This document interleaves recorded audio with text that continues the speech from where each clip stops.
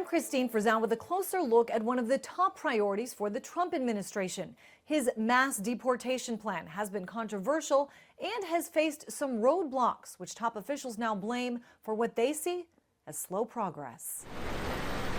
From an apartment complex in Baltimore, Maryland, to a construction site in Big Fork, Montana, the targeted enforcement efforts by immigration agents inside this country have carried on just about every day since President Donald Trump took office. But there appears to be a widening divide over the best approach to immigration enforcement. Some Democrats urging citizens and non-citizens alike to resist arrest. What ICE tries to do is that they rely on people not knowing their rights in order to enter buildings, in order to search workplaces, etc.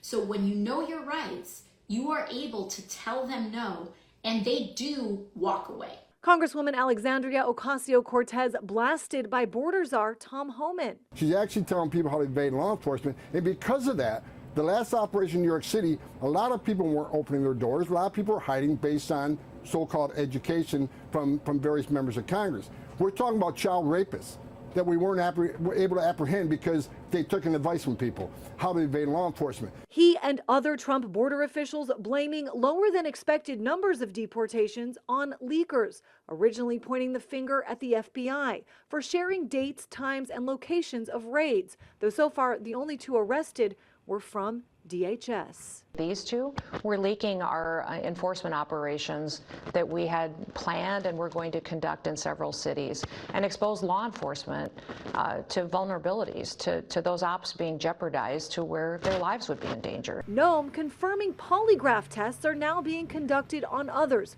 warning of prosecution and up to 10 years behind bars. Immigration and Customs Enforcement now has a new man at the top. Todd Lyons has been chosen to replace Caleb Vitello as acting ICE director. Vitello was reassigned a few weeks ago, yet another sign that bringing up the number of arrests and deportations remains a top priority for the Trump administration. I'm Christine Frizzell reporting.